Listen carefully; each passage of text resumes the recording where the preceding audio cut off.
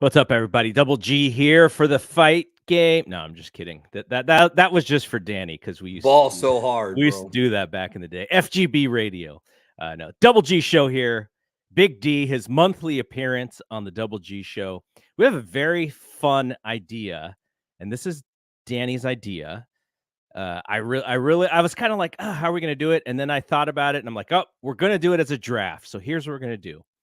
We have two ideas. One is what are the best WrestleMania builds of all time? Yes, and just to make sure everybody understands, I don't want to talk about like builds for individual matches necessarily, but best overall builds, like like which WrestleMania had multiple great feuds going into it. Like it's not like we're going to discuss. We will, I'm sure, discuss Hogan and Andre, but I mean, Sure. like it's more so like which WrestleMania as a whole.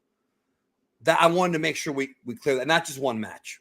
Yeah, and a lot of times in WrestleMania history, the one match really determined. Like Hogan Savage was really the only thing cooking for. I was gonna say 5. That's why I wanted to clarify with you, because you and I both know. First of all, you're already doing a podcast about '89, yeah. So you'll have tons to talk about. Secondly, that show, I will say this: that show did have some pretty good builds, because Jake Roberts knocking Andre out by fainting on Saturday night's main event because he was afraid of the snake is classic.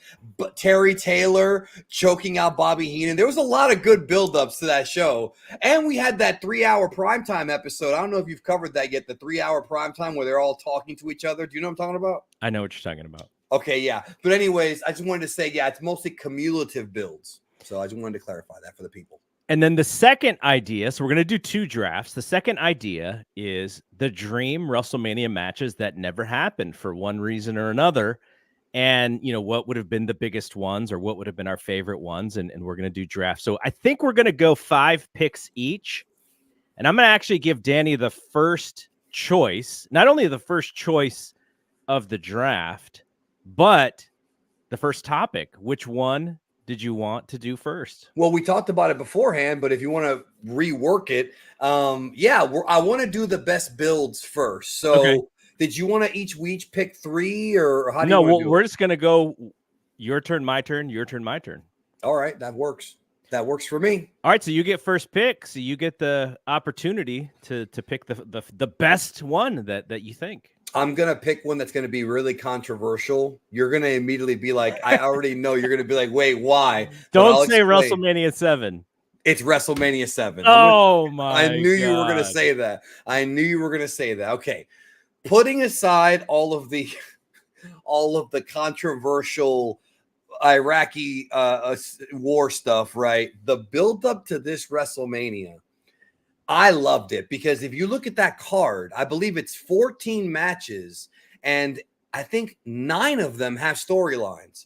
And that's a lot for back then. You and I were talking about, earlier about WrestleMania 5. They had a few on there, but this WrestleMania 7 was the end of the early 4-hour WrestleMania era, where they would just cram a bunch of matches on there, like 5, 6, and 7 do that. But with 7, the blindfold match with the model, Rick the Model Martel, spraying, who's not that guy in the picture I sent you the other day. I refuse to believe that's him.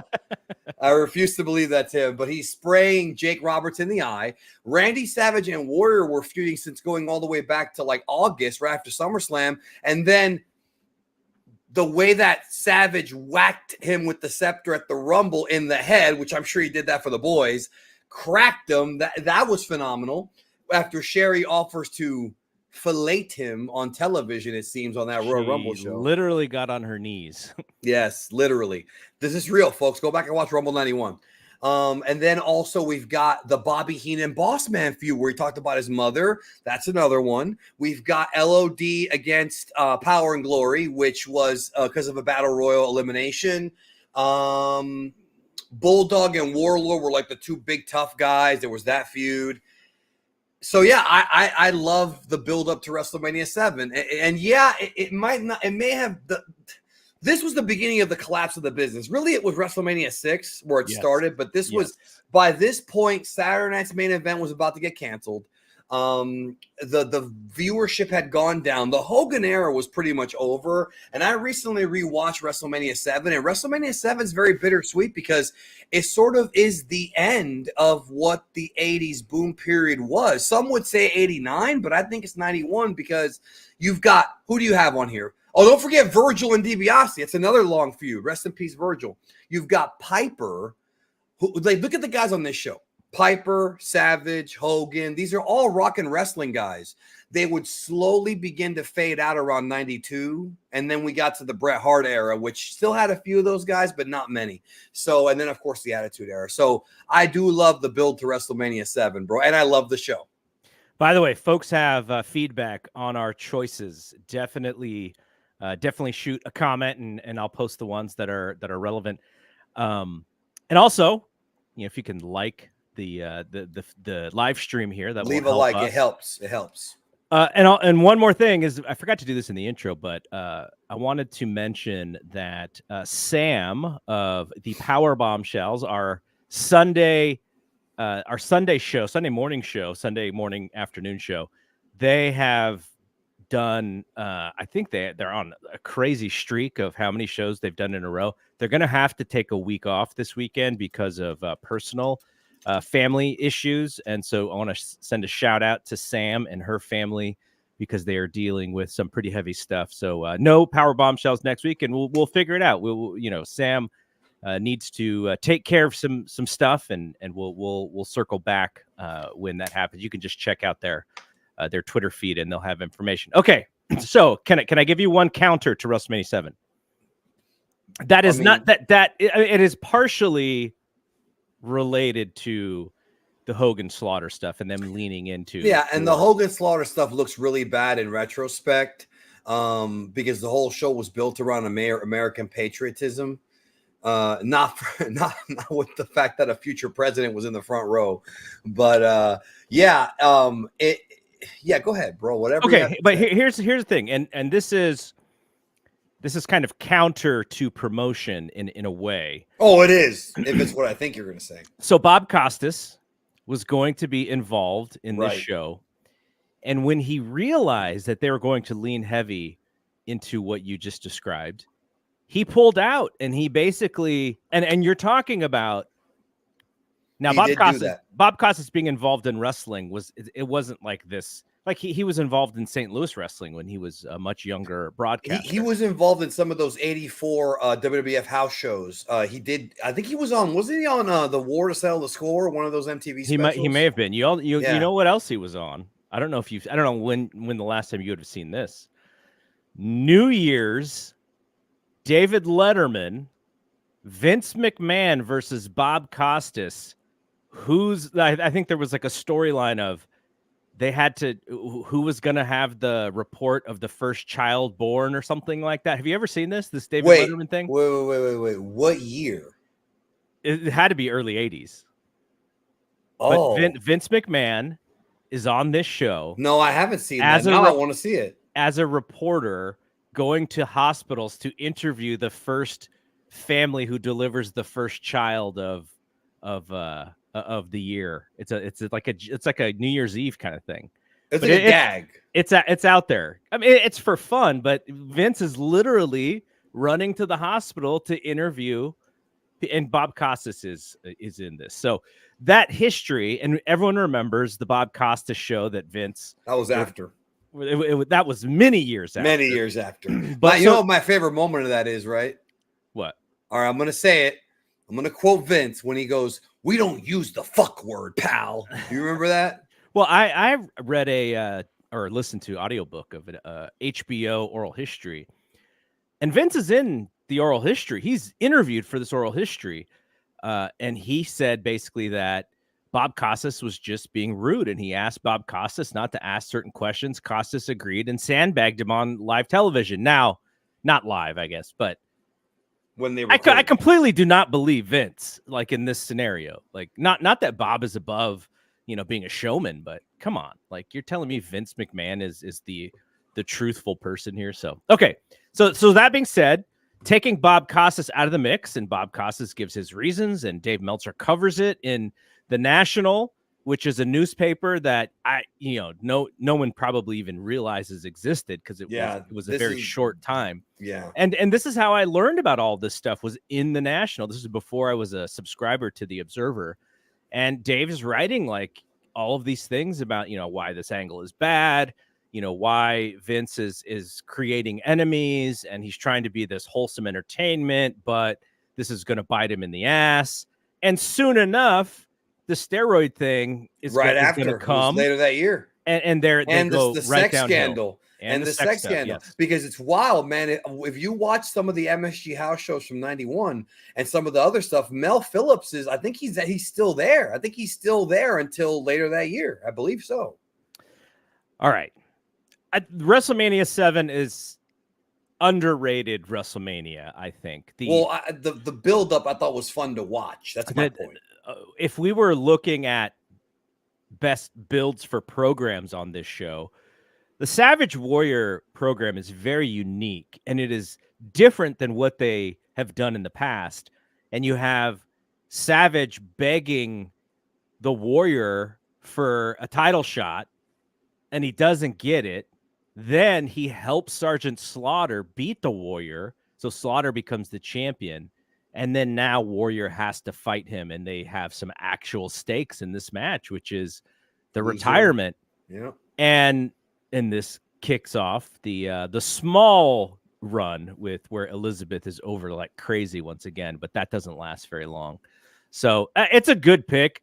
It would have been on my list. I don't know if I would have taken it as number one, but I understand why you take it as number one, because it's a childhood thing. Okay, yes, but let me I'm sorry. It's my first pick, but it's not my number one. Well, this is a draft. Do you understand how drafts work? No, I thought the draft was for the next thing. No, this is a draft. I thought the draft was for the next topic only. You didn't tell me both topics were going to be drafts. This is what happens when you don't follow sports. You're like the Brian Alvarez of this show right now. Sure. All right. Okay. Do it again. What would have been your number one pick if you did this again? And we can. My number one pick? Yes. WrestleMania 40. It hasn't happened yet. We still got 2 weeks. They could sabotage everything. Why would you put that energy out in the air? Don't put that energy out in the air. No, we got to go 1 through 39. Okay. No, but I'm with you. The build is excellent for the show. Yeah. Okay. Yeah. Okay. Then for me, it would be my number one draft pick for best build. Yes, would probably be. It's hard because I got a modern pick and an old pick, so WrestleMania 30. That's my number one pick. WrestleMania 30. I love the build up. I love that they were actually they like this year they pivoted when they realized something wasn't working. When a Hollywood star comes in to take a main event spot, they realized that it wasn't going to work out. So that's one right there. And the Shield against the Authority, even though they squashed them, was actually a pretty good build. That was when the Shield had gone babyface, and would be done. Undertaker and Lesnar, kind of shitty build. He stabbed them with the pen in the last episode. That's stupid. I'm sorry. That sucks. But besides that, Cena Bray Wyatt I thought was a good build too. I like this show and I like the build. I would say that's probably my number one draft pick. Although thinking about it, there's a couple other ones too that are right there. We'll save them because you're gonna have a few more picks. You save them. You maybe I won't pick the ones that you're thinking, and you can keep them in the holster. Okay, that works. But yeah, that was a great build-up. And that was not a great time overall. No, not at all. Okay, my first pick is actually what I thought you were going to have as your first pick, just because now this is not really about the quality of the show, but it is about, how much excitement was created for this show. I think if you think of the time frame, we're at the end of the Attitude Era.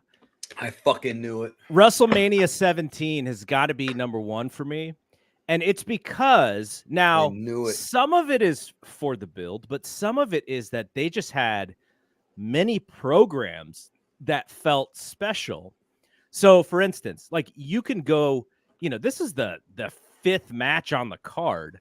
Kurt Angle and Chris Benoit, like those Yes. guys were feuding, And that was a good little. It was actually. Did you know that feud only had a 2-week build? yes, Because but I rewatched all that stuff last year. But the idea was there's callbacks to the previous WrestleMania, right? Where they did Yes. WrestleMania 2000 and they Yes. had the three-way and Definitely. Jericho's involved. Jericho is in an intercontinental When feud, he and peed in Regal's. Jericho's about to become the champion later that year, and he's jerking the curtain in this WrestleMania. That's how stacked it is. As far as some of the bigger matches, you had tables, ladders, and chairs. That was a really big deal for that time, and this is when we talk about this with AEW these days. The variety, like you have like a hardcore match, then you have like the high flyer match, then you have like the wrestling match. Like you had the ladder match, the tables, ladders, and chairs match, which everyone knew was just going to be the bonkers match. You had Shane and Vince, which was everyone knew was just going to be like a terrible wrestling match. Soap opera. But yeah, and but that's the what it soap was. opera. And that's what it was. Yeah. And it tied in Foley and Linda. There was a lot of moving parts. And even the Undertaker and Triple H, it's a little bit overshadowed, and I think they knew that, but they were going to just have a quality wrestling match on that show. And then, of course, the main event. I want to say about the build-up specifically. The build-up to Triple H and Taker was actually really cool because Triple H was only a coward a very minuscule amount of time. In 2000, during that first American Badass run, he's a straight-up chicken shit heel. But here, because he's now becoming the Triple H that we would get in 02 to 04, he's not a cowardly heel anymore. He's cheap. He's doing stuff where he's being a coward, like attacking Taker from behind, but it's more like he was segueing into that badass heel. So the build-up was definitely I thought it was only about 4 weeks or so, but I thought it was good because remember, there was another match planned for Taker and for Triple H, which I'm not going to talk about yet because it may end up being discussed in the next topic. Okay, if you remember. I'm trying to think about what ones you're referring to, but we'll get there. Yeah, and then obviously Rock and Austin, the build wasn't fantastic.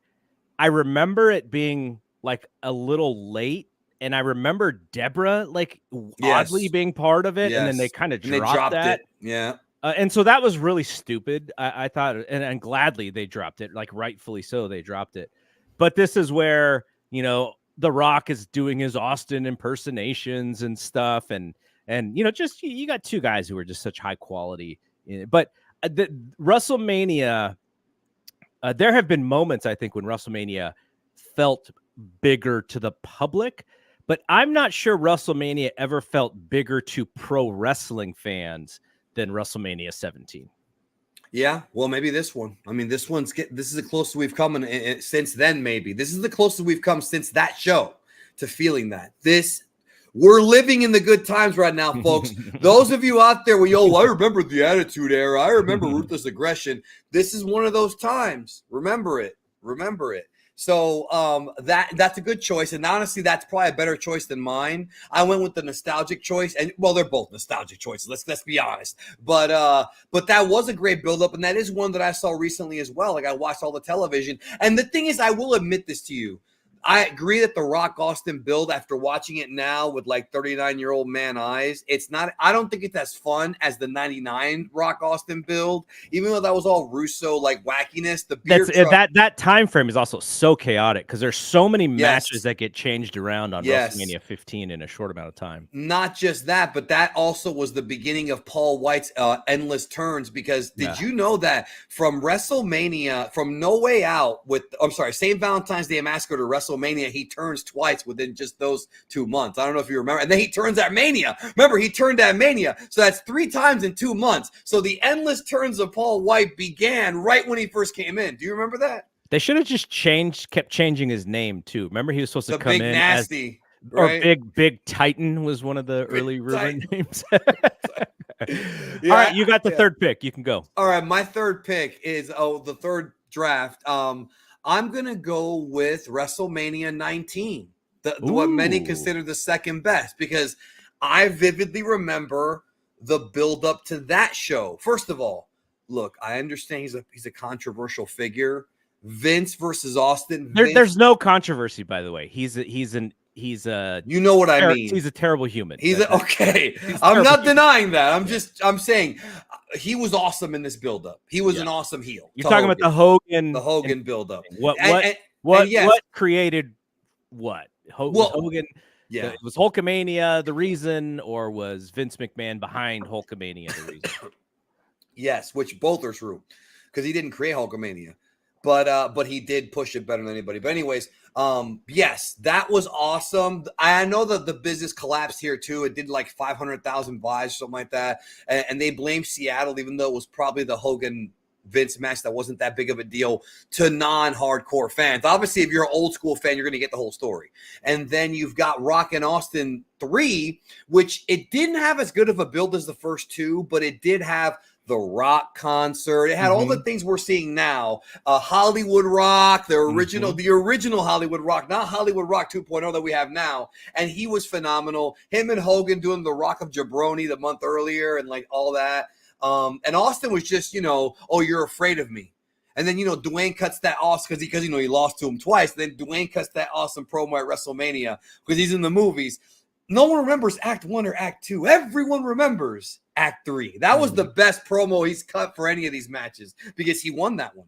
And then it's kind of like Rampage and Vanderlei, if you remember that. And then the Angle versus Lesnar feud was awesome. It was a little bit cute with the Paul Heyman stuff because if you remember, they did an angle on SmackDown where they were giving the match away for free, but when the lights were dark, Kurt switches out with Eric Angle and rolls up Brock, and everybody thought it was going to be an upset, but it was actually Eric Angle so that was a really clever, but it's Paul Heyman. You can tell that's Paul Heyman creative because if you watch ECW, he does stuff like that. I really remember Matt Hardy and Ray too. Go ahead. Sorry. I remember reading the SmackDown report because the scuttlebutt around that time, and we didn't. This is pre F4W, so we weren't even listening to podcasts about this stuff yet. I just remember Wrestling Observer Live was around though, the Yada. Yeah, but it was like it's after Yada. Yeah, this is after Yada. Dave still had that show, but it was like Saturdays for like 2 hours or something, and it was on some other network. Sports Byline, I think. That's the one. Yeah. So I remember reading the reports of the spoilers from the taping, and because the whole thing was like Kurt's messed up. He may not even be able to have a match because his neck is so messed up. So they kept him out of the ring, and they were doing stuff like this to kind of keep the program going. And that's what I remember most about this WrestleMania is kind of the chaos the couple of days before going into the show, because Austin has a anxiety attack that he thinks is a heart attack. Yeah.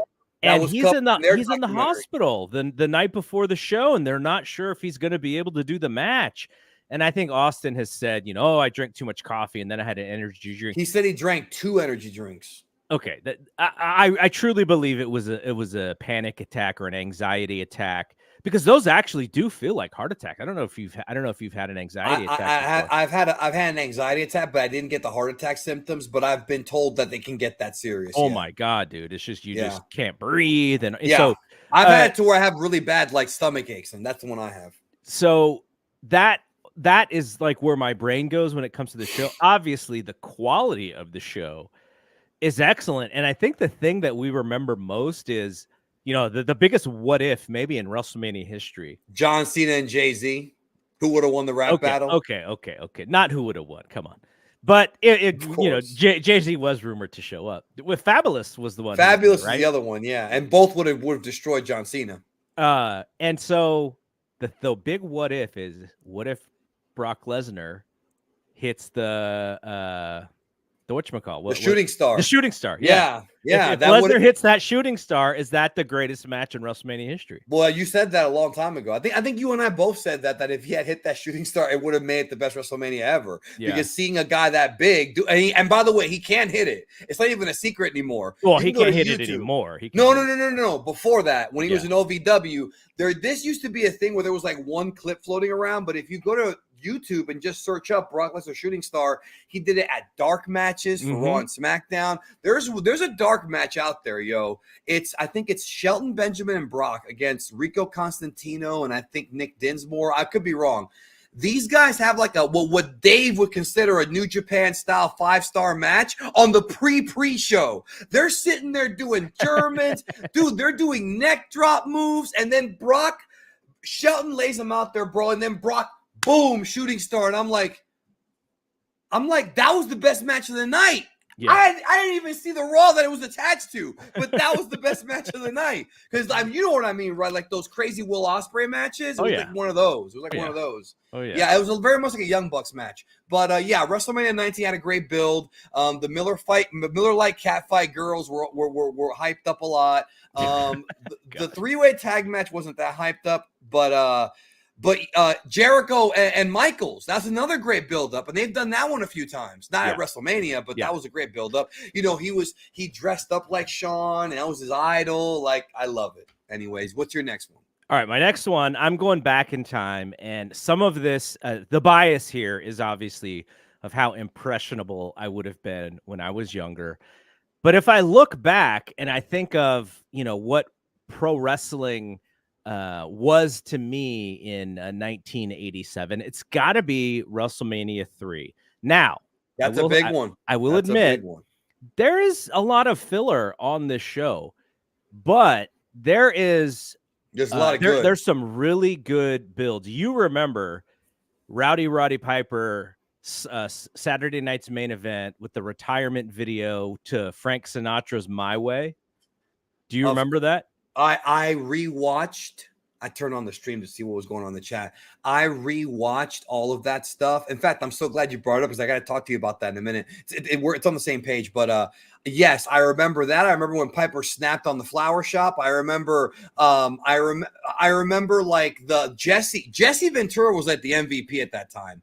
He was trolling everybody. He was fully into that. Like, because I'm watching these shows, right? All of them, and the one common denominator is how awesome Jesse was as a heel commentator, bro. He was phenomenal. He was amazing. Around this time, him and Vince had this freaking chemistry, man. It's weird. Okay. Mm-hmm. And a very underrated WrestleMania build is Ricky Steamboat and Randy Savage. Yeah, he swallowed his tongue.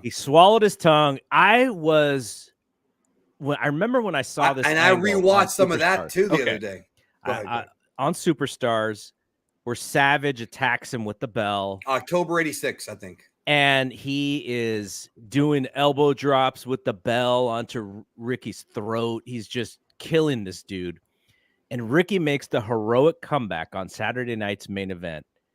And at that, I was just like, whoa, like this feels like, I knew wrestling was not real at that moment. But the performances by both guys, and Savage was the best.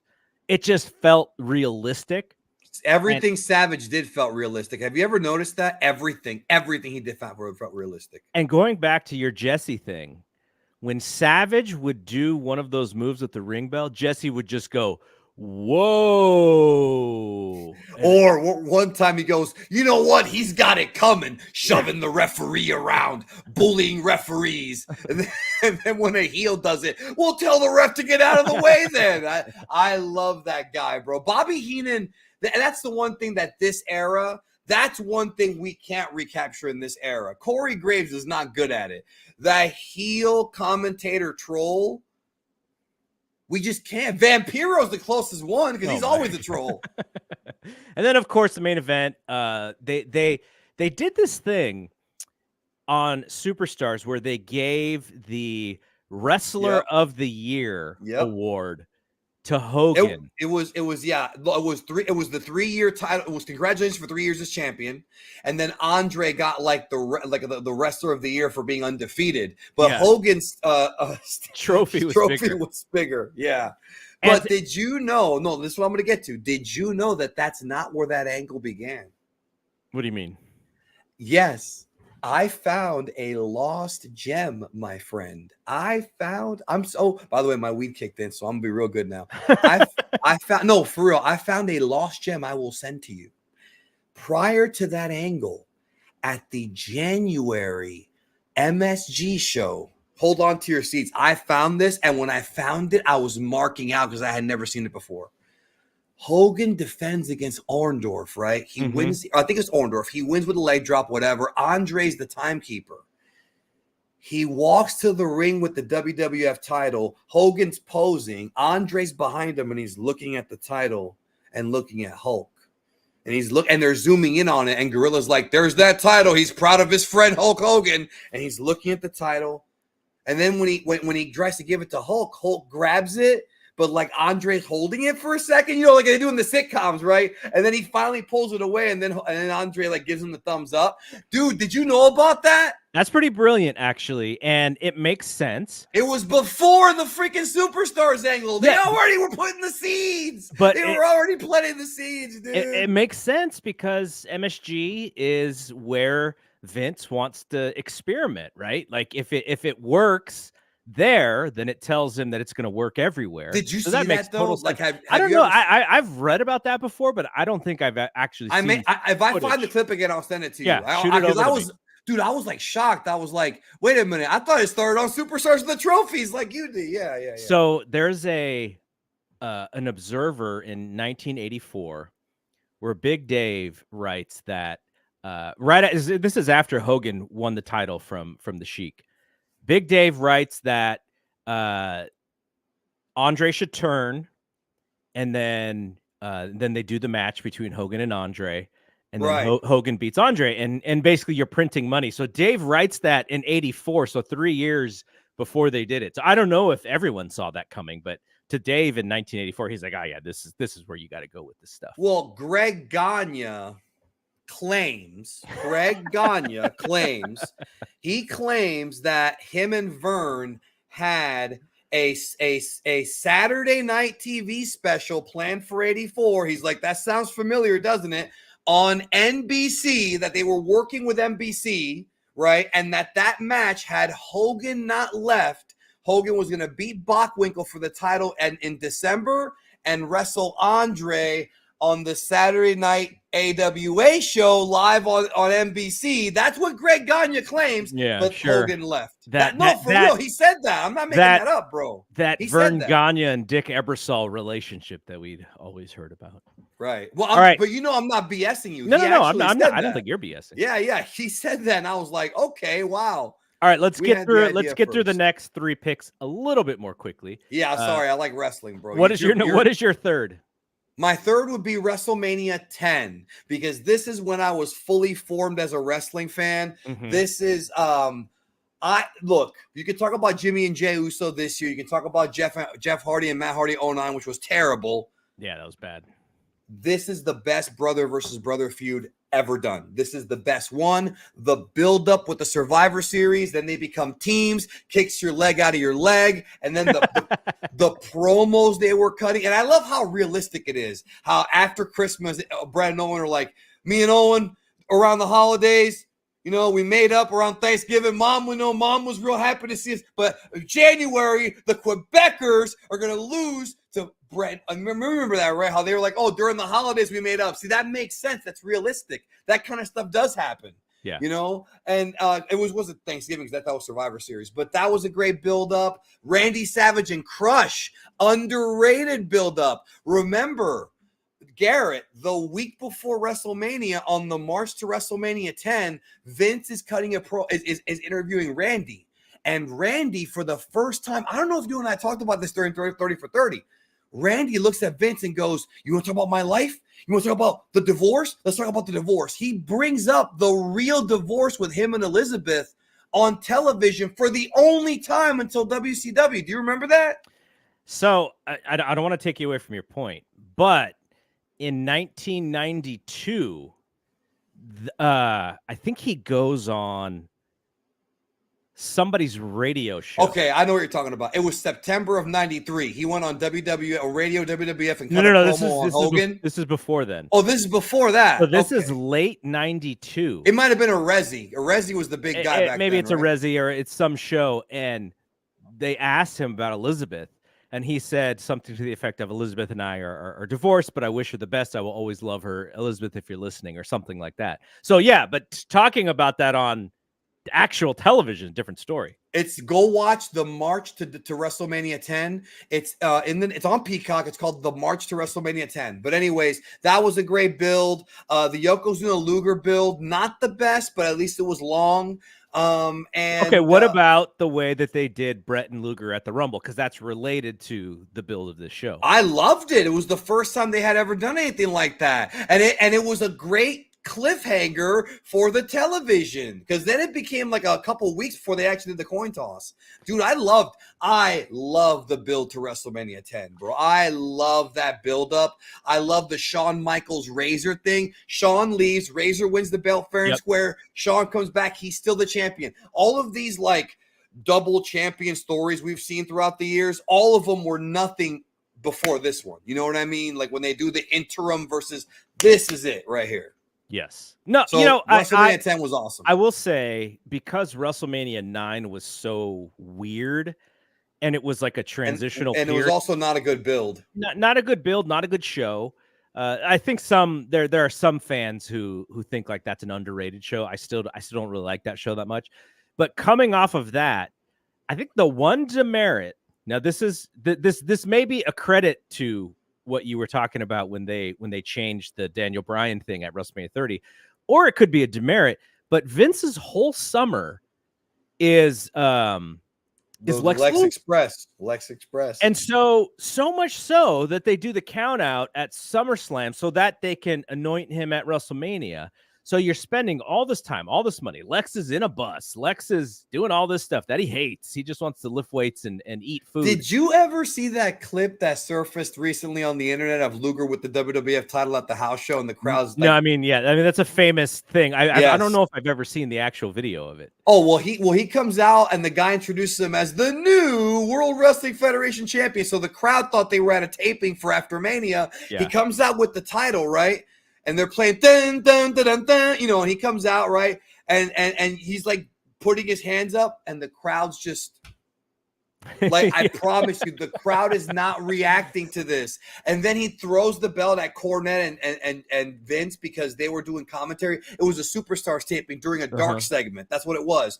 And the crowd is not reacting. And legend has it, because Bruce Pritchard said that was the time.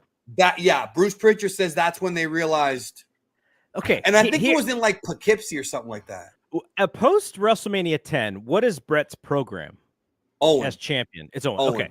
Owen. Because what if... And Yokozuna rematches in some markets. What if they turn Luger heel on that show? I mean, it's teased. It's teased at the end. Yeah. You know what? If this was the current era, he would have turned heel the next night on Raw. I think it would have been so much better for his career, too. We never had a heel. Well, we did have the Narcissist, but besides that, there's no other heel run for Luger. Yeah. So I think you're right. No. I think it would have been better for his career. Remember, they teased it at SummerSlam with Tatanka. You sold out, Lex. Yeah. You remember that, right? Dude, we gotta do the best SummerSlam builds, because that one's definitely on my list. The other day, I was at the deli and I saw the Undertaker. That whole thing, bro, was awesome. Okay, I am going to pick a show that the main event build is bigger than everything else, but I still think there's a lot of pretty decent stuff underneath, and this is WWE kind of coming for heads, and it is WrestleMania 14. Austin and Shawn Michaels and Mike Tyson. That singular build might be the best thing that they've ever done to create a superstar. Now you have Austin, you mean? Yeah. But do you count the stuff in 97 as well? It's kind of tangentially related, but the second that he pushes Mike, I didn't mean to interrupt. I'm sorry. He started stunning people in August after SummerSlam, and that would lead to him brawling with Tyson because the buildup was this guy will beat up anybody. What's gonna happen when Tyson shows up? So I'm just letting you know that there was a character buildup to this. I'm sorry. I didn't mean to be rude. I apologize. You're not rude. It's a conversation.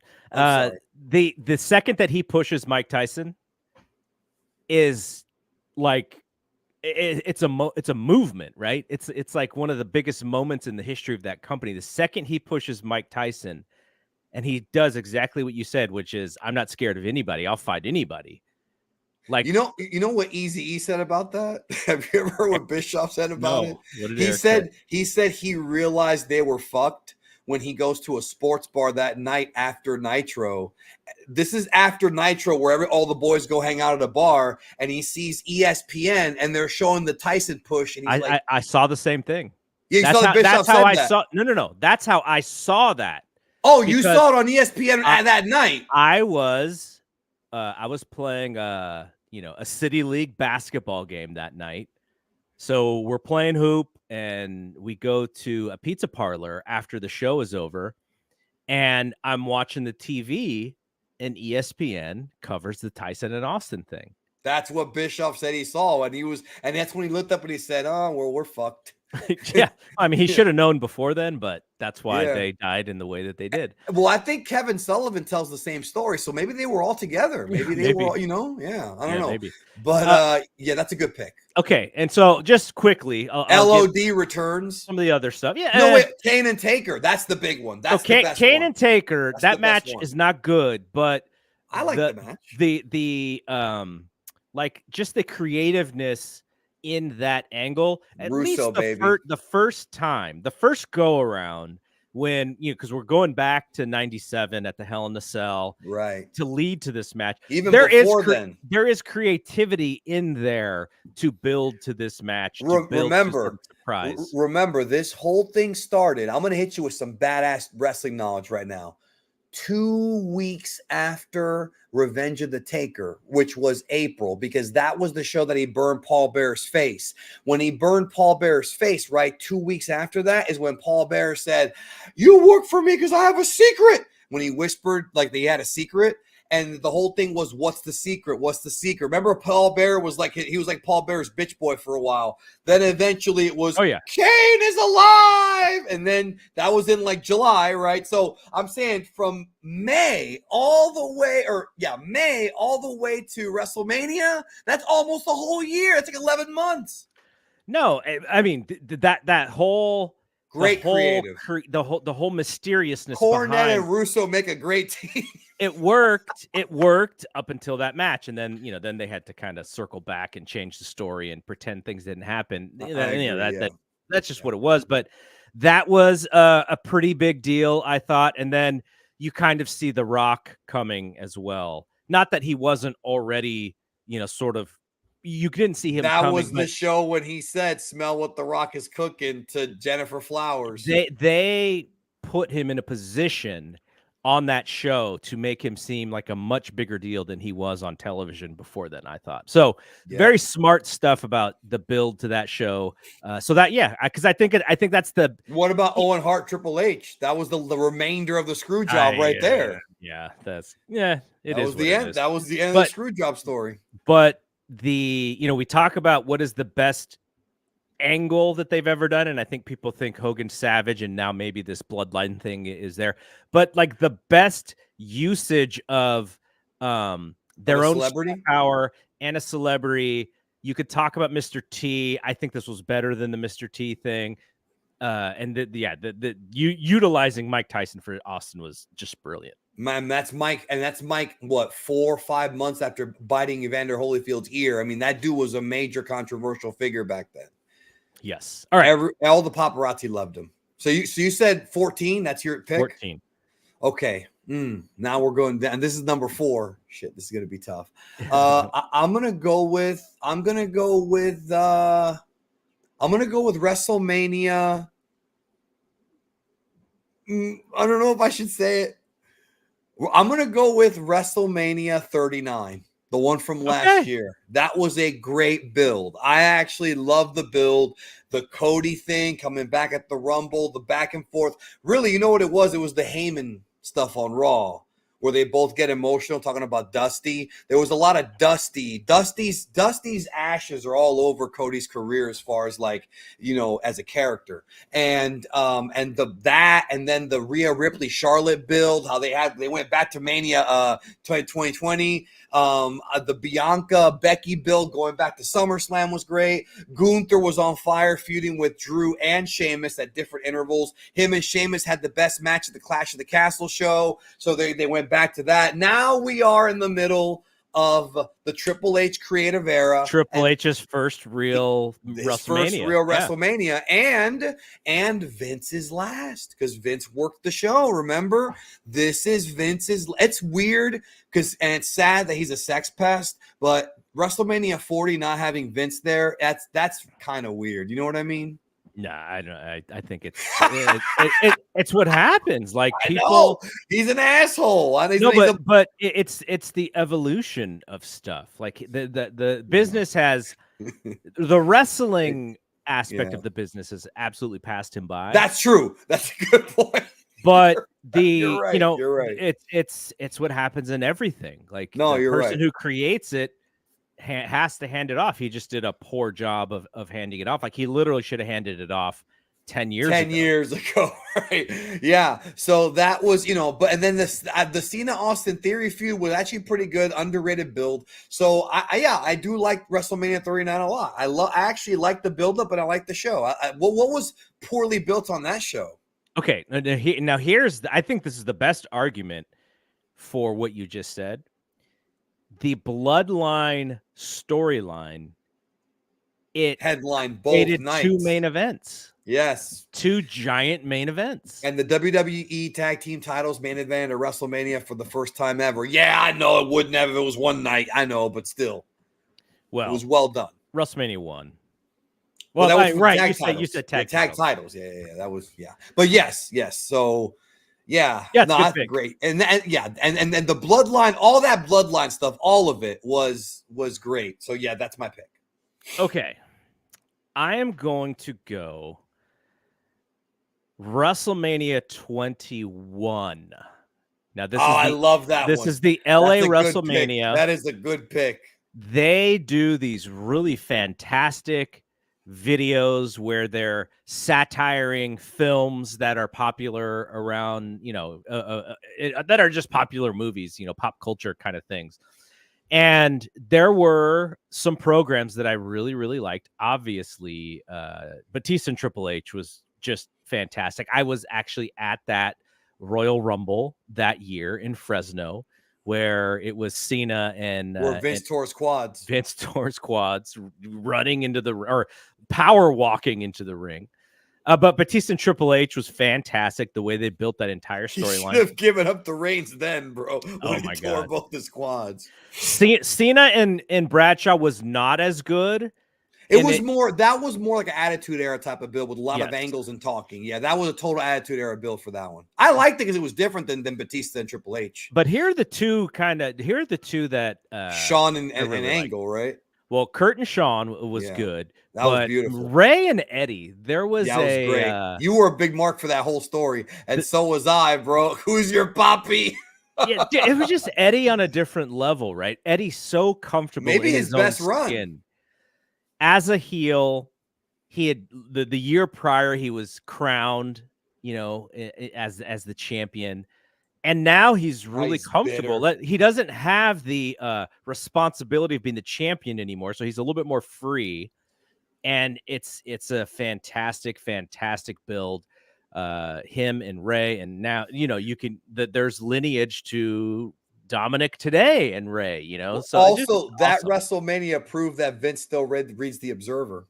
Because, and let me tell you how we can prove that. Because nobody in the freaking world nobody in the United States has any fucking clue who Akebono is, except for Observer readers. Yeah. Because nobody was all over the Observer in 2003 than Akebono, because that was his big MMA Japanese like run where he was headlining K1 shows, and he did it 0304. Next thing you know, in 05 they bring him in, and nobody in America has any idea who this is, bro. Totally for the observers. And you think Tony Khan books for the internet.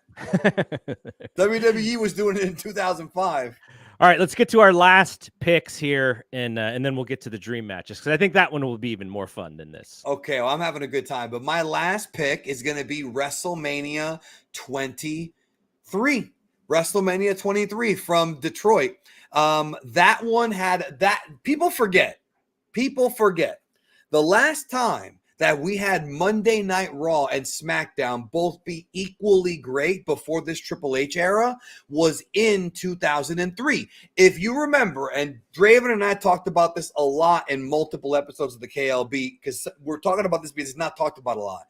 From January of 07 till the Benoit murders, the booking was like almost flawless. Like it was like every show was great. The buildup was great. Then when the Benoit thing happened, they had to cancel that Vince storyline where he died or whatever. That threw everything, like that ruined everything, you know. And I'm not, obviously it's bigger than wrestling, but I mean, like, what I'm saying is if you study 07, from January going all the way, remember we started the year with K-Fed and Cena, which kicked off the Umaga feud, and then remember, they also had it was this WrestleMania was 2 title matches, face versus face in both of them, and they still made it work. They actually were able to pull off 2 all-face matches. One of my favorite matches was Rated RKO against D-Generation X of that year, right? Because it was in January at New Year's. That was the one where Triple H tore squad. Yeah, New Year's Revolution. And not favorite match, but favorite builds, and like I was like, ooh, this is kind of it was good shit. A really good deal here. Yeah. And then he got hurt. And so because it was supposed to be Cena and Triple H in a rematch again.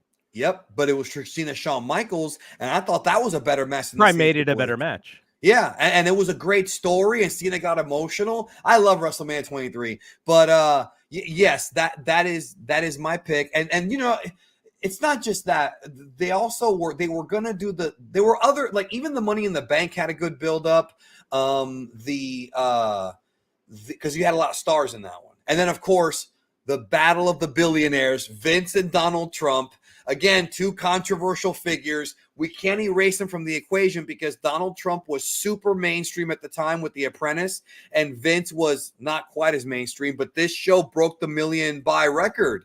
It was this show. I think it was 1.2 million buys because of that. And Vince was so great during that build-up. Still the biggest. It's still the biggest pay-per-view ever for them. Yeah, and look, I know they're controversial figures, but both Vince and Trump did great in this build-up. Trump is the baby face on this show.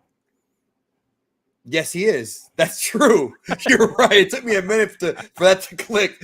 Not just that, but Umaga and Bobby Lashley were both very protected monsters. They had never had a feud. So even that as a match was good. You know, 2 giant Samoan and a large battle-toed freaking military guy. Like that's a WrestleMania poster right there. Remember, it was Umaga, Lashley, and then Trump and Vince. Yeah, and Vince gets his head shaved. Right. I was telling Big Dave on Wrestling's River Radio that if Lashley wants to turn heel, he should just promote himself as the guy who drew the biggest WrestleMania ever, because he's in with the main, Donald Trump and Vince McMahon. You know, he doesn't have to mention that. No, he should mention that for extra heat. Just keep it to himself. Oh, I was the main event because Umaga for that Memphis heat, bro. No, look, dude, Umaga has passed away, right? Like, so he's not even here. That's why you don't mention him. You mention the other heels. Vince is done. Trump is done. Like, he's the last man standing there. So you're right. Well, Austin. No, it's a good one. That's a good one. Austin is still there because he's the referee. Right. All right. So what's yours? The last one today. This is interesting. Okay, and I'm gonna say this, and it's a little bit of probably a little bit because I was at this show, and I remember the build being okay, but I did think that there were a lot of things that were kind of dropped by the wayside a little bit. But Undertaker and Shawn Michaels number 2. The way that great. Oh my God, that was on my list and I forgot. I'm sorry. So the way that they got to that match was kind of funky, right? You remember? I loved it. But it's like, oh, he's got to wrestle JBL, and Shawn Michaels lost all his money. That was the first one. You're talking about. Oh, no. Was that the first one? The first one was the losing the money one. The second one was the one where Shawn kept trying to. Remember, Shawn wanted to win the Rumble. Yes. Taker was champion. He failed, and he had the sad look on his face when he got eliminated by Batista. Yes. Then he Taker in the chamber. He screws Taker out of the title because remember he dressed up like a mechanic and unscrewed the bottom of the chamber. Yes. Yeah, and then Jericho pins the Undertaker and becomes the champion going into Edge versus Jericho, who were a tag team the previous summer. I'm glad you are here to remind me of all this. Right. Well, I'm going to remind you of the best part. The greatest run for David Batista in his entire career was going into WrestleMania. This is right at the beginning of Hollywood Batista. Yes. All I see when I look out in the crowd is $sign.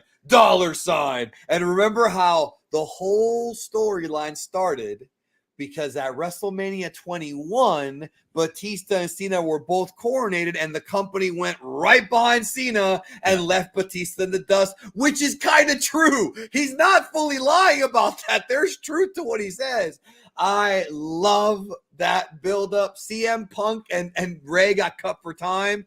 Whatever. I know they only had less than 6 minutes. Horrible. And then Legacy, that breakup I liked as well. I liked, even though it was dumb that it was 2-on-1 and they made Randy the baby.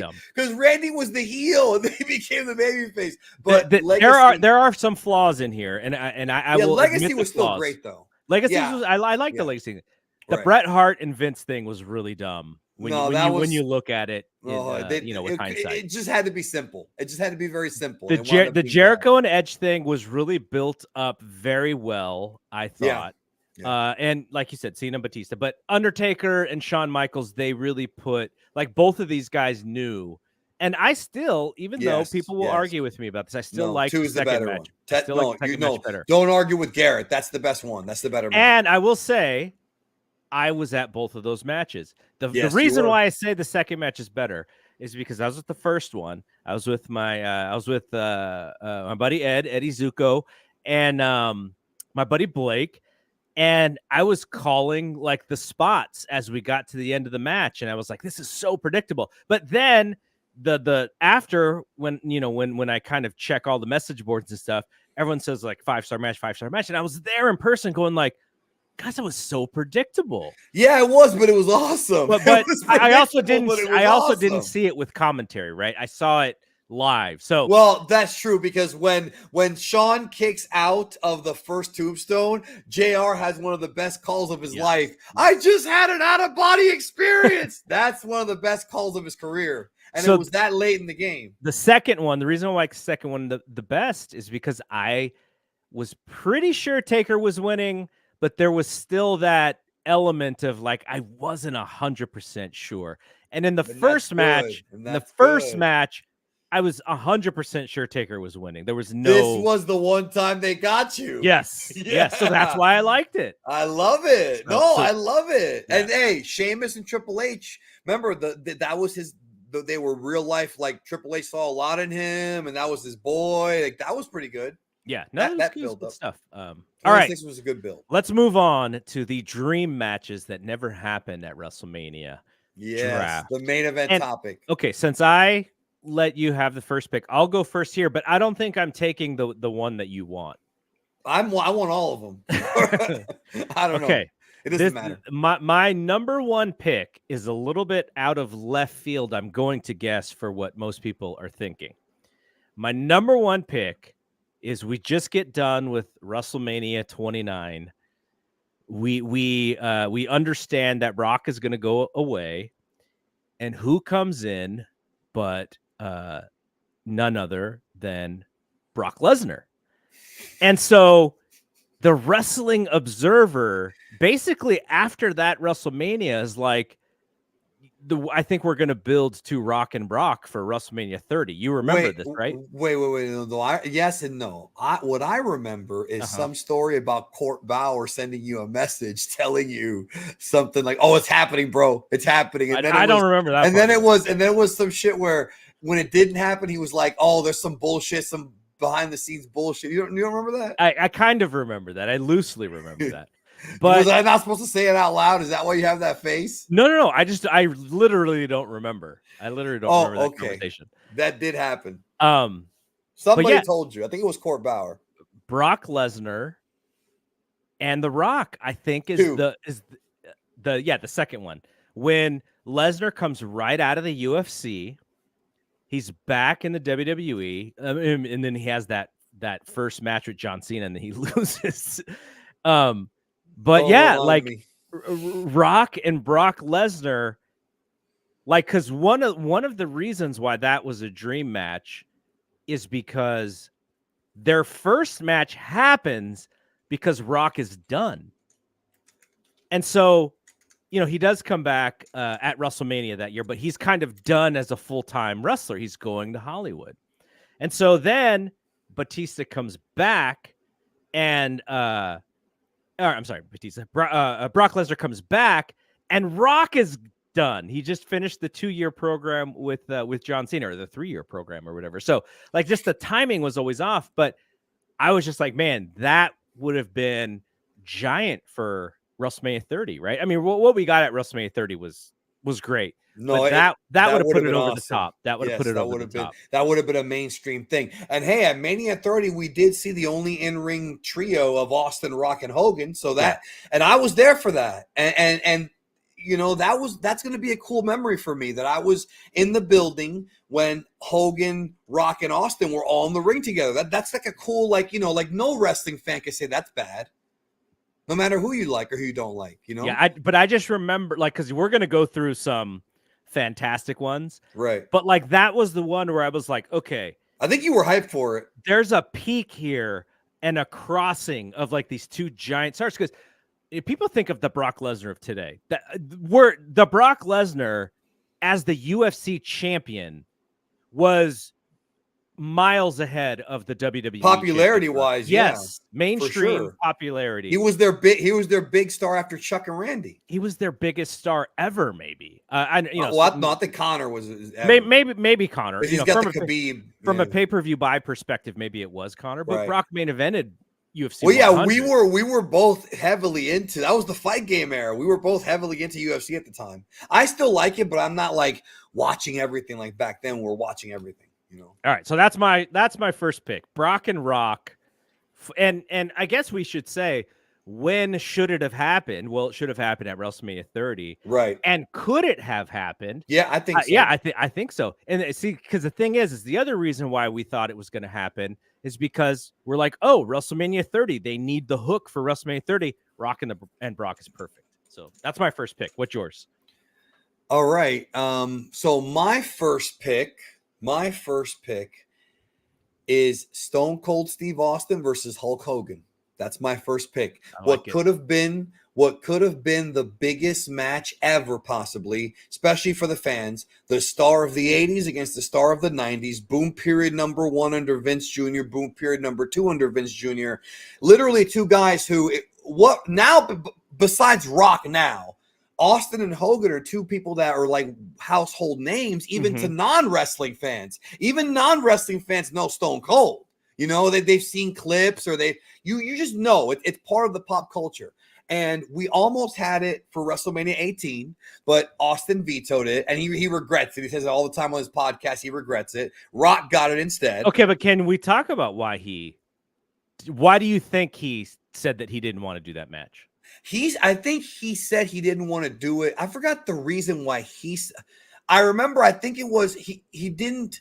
He gave a reason, but I don't remember what it was. I'm assuming the real reason is because he didn't want to have to do the job. But I think but I think Austin would have won. I think Austin would have pinned him. I agree with you because Rock won. Now Austin has been, I guess, as honest as he can be about his lifestyle back then. He was riding hard. Well, he was just coming to grips with the idea that his career was not going to be long because he had the messed up neck and he was in a lot of pain and he was drinking a lot to, to try and numb that pain. He just knew, he's like, I have a finite time left. But then Vince brings in the ultimate politician in the history of the business. And Austin sort of feels like, I went from being the top guy and now I got to deal with Rock. I got to deal with Triple H. Now I got to deal with Nash and Hogan. And so I think what he really thought was, I'm going to do this match with Hogan. It's going to suck.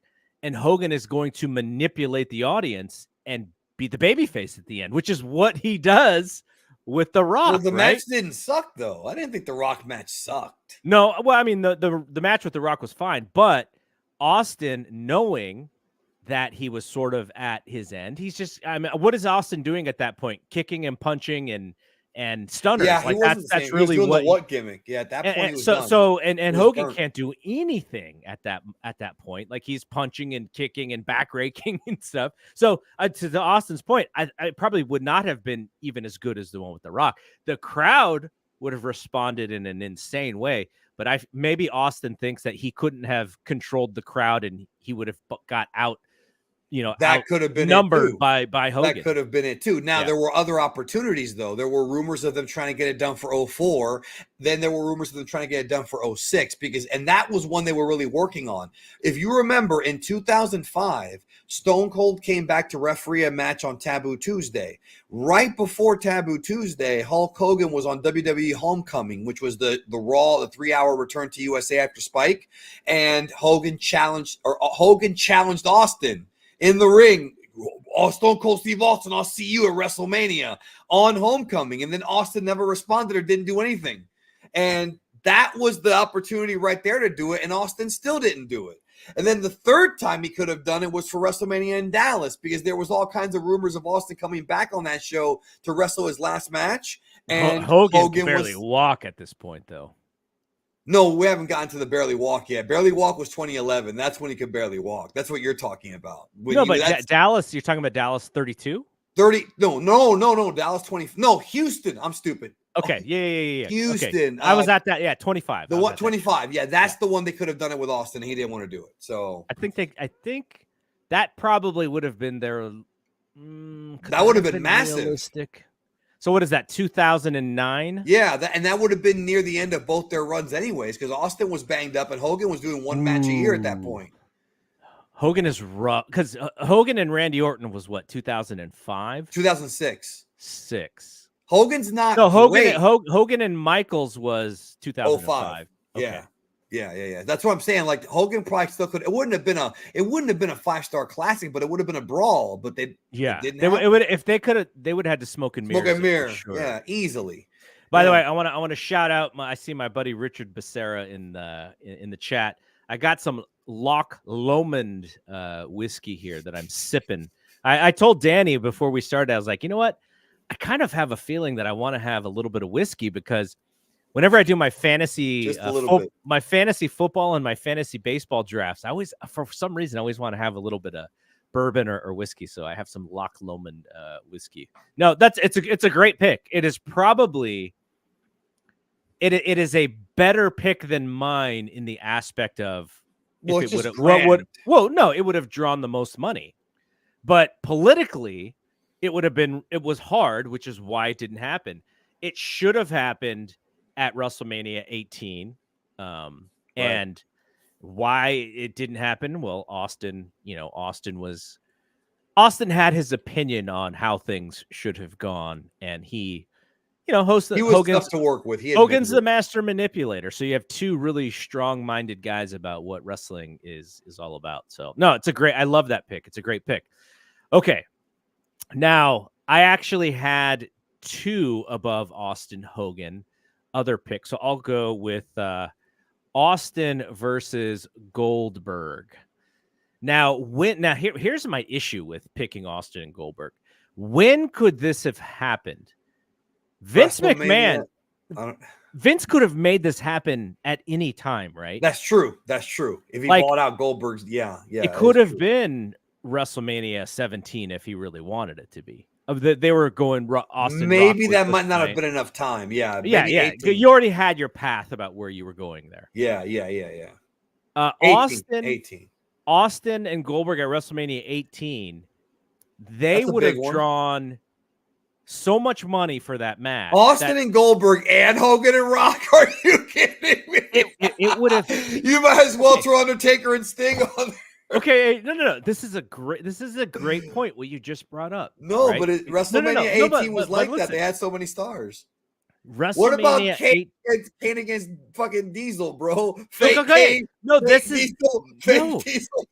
You're on the right track of where I'm going with this. Yeah. If you do WrestleMania 18 as WWE versus WCW, Which we all thought it would be. Remember? That was the rumor. and you have Hogan Goldberg and Rock Hogan on the same show, it sets the buy rate record. Like very easily, it sets the buy rate record.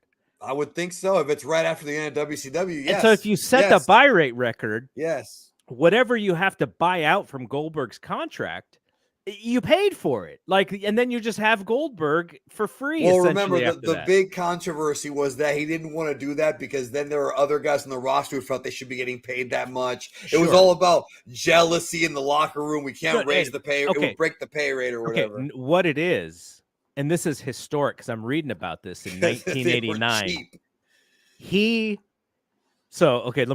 I mentioned this on Observe This with me and Draven. In 1989, Vince sends or calls Ted Turner, and he's like, "Hey, let's not raid each other." And he didn't do that because he was afraid that the NWA or Crockett, or I guess at that point Turner, was going to take any of his top guys. The reason why he did that is because if there was a back and forth of talent, it would have just ultimately raised the pay rate of the guys. Because if you're going to take someone from WWF, you're going to have to pay them a little bit more, and then WWF's going to have to take someone. They're going to have to pay, which is exactly what happened a few years later, right? So that's what Vince is worried about. Vince is, Vince. This is the old Dana White line. This is the old Dana White line. Stepping over dimes. Or stepping over dollars to pick up dimes, right? Vince is so worried about his pay scale, and he's not thinking big picture enough, which is part of the reason why after the Attitude Era, pro wrestling just falls off, is because of that thinking. He doesn't want the wrestler to be in power or have the most leverage. He wants to always have the most leverage. So in the end, it helps for his pocketbooks. But pro wrestling suffers because of it. And I don't think he gets enough demerits for that because it realistically... No, it doesn't get talked about a lot. He kind of tanks the wrestling industry because of his unwillingness to pay these guys what they were worth. Because Austin and Goldberg and Rock and Hogan, like you just said, that could set the trajectory into another small... hot period if they'd have booked it right, because the booking already was out the window in the middle of 01 anyway. So yes, with that booking team, probably not. Yeah, with that team, no. But if they had somebody who was more open minded, then yes. Okay, what's your next one? Okay, no, it's your turn, isn't it? I just went Austin Goldberg. Oh, that's right. We were talking about the same time period. Okay, my next pick, I'm going to pick a work rate one. Okay. Shawn Michaels versus Eddie Guerrero, WrestleMania 22. That was the plan. Yeah, that was the plan. It would have been awesome because Eddie at that point was doing the best heel work of his life, and Shawn was great at doing the sad puppy dog babyface. And the two of the best workers of all time, and we never really got to see a big program with them. I think they did probably have a match at some point. I would assume they did, but we didn't get it. So who wins that match? Who do you put over? Probably Shawn, right? Because Shawn would be the babyface. I guess, sure. Unless you want to do more. I mean, Shawn lost to Kurt, so true. But yeah, I guess it would. You know what? Damn, that is a tough question. It would depend on where they're going after. That's what it would come down to, because you can do rematches of that. Yeah, WrestleMania 22 time frame was definitely rough. Yeah. Because of the Eddie stuff, obviously. And they exploited it, which I didn't like. Oh God, I didn't want to think about that. I hated that. But yeah, that's a great pick because it's sort of like the Sean Kurt match, which is strictly a work rate match for the hardcore fans. And that's what we, then they didn't always do that. There were so many opportunities to do that and they wouldn't do that. And there's another one, which I'm not sure if it'll be on your list, and it's not going to be on my list. So I'll mention it now. But you had the opportunity to bring Shawn Michaels out of retirement and do a match with Bryan Danielson too. Yeah, that would be later on in 2014, 2015-ish. Yeah. Yeah. Because they did the angle where he super kicked him in the Hell in a Cell. Yes. I mean, right there it was set up. And it's a teacher-student thing. Yeah. Okay. I'm going with the one that is probably the easiest one on this list that we haven't brought up yet, which is Hogan Flair. So WrestleMania 8, it was right there. They pretend booked it. Now, as I've gotten older and as I've read through the Observers and as I've understood pro wrestling, I understand more why they didn't do that match. But still, when I was a kid, I was so frustrated that this match did not happen. I was like, you have it. This is what we've all been waiting for. This is what I'm saying. I didn't get to see the house show. I want to see it. WrestleMania. They didn't do it. The match is the house show match is out there, but it's not WrestleMania. It's a handheld, right? A handheld. Are you talking about the handheld? No. It's not. You're talking about the MSG. The MSG shows. Yeah. There's also an LA Coliseum one that was recorded that's out there. Yeah. Okay. There's two of them, I think. One of them's on WWE released it themselves. It was on like that one triple DVD set, like WWE Unreleased, that had like Warrior teaming up with Brett against Kamala and Bro, it was a wacky match. It was Warrior and Brett against Kamala and I think Papa Shango. It was weird. My God. Yeah. Weird. What a weird time frame. What a weird time. Late 92 or whatever.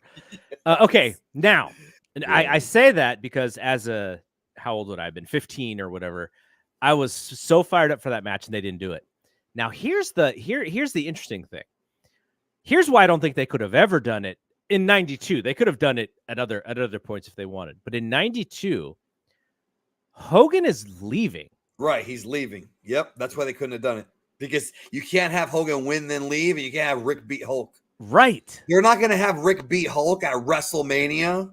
Exactly. Unless they were doing that whole like, oh, we can have him lose 1 year and win the next year, but they weren't thinking about that back then. Hogan never lost back then. Never lost at WrestleMania. So Hogan would have to have won the match, which is fine if he's staying around, but if he's leaving, but he's obviously leaving. We had to do something else. They gave it to Randy, who's staying around. That 92 time period is so weird because Savage wins the title. And almost immediately, it's like, okay, how do we get this thing off of him? Like we told the story at WrestleMania. Now we need to get this belt off of this guy. It took a while, though. So they go back to Flair. And then almost immediately, they're like, how do we get this thing off of Flair? And so they choose Brett. They choose Brett to beat Flair. Now, I've always wanted... At a house show. Saskatoon. In the middle of nowhere. They would never do this now. Flair beat Savage on a house show too, or a Superstars taping. No, that was a prime time. Was it prime time? Okay. Yeah. And that was right after SummerSlam.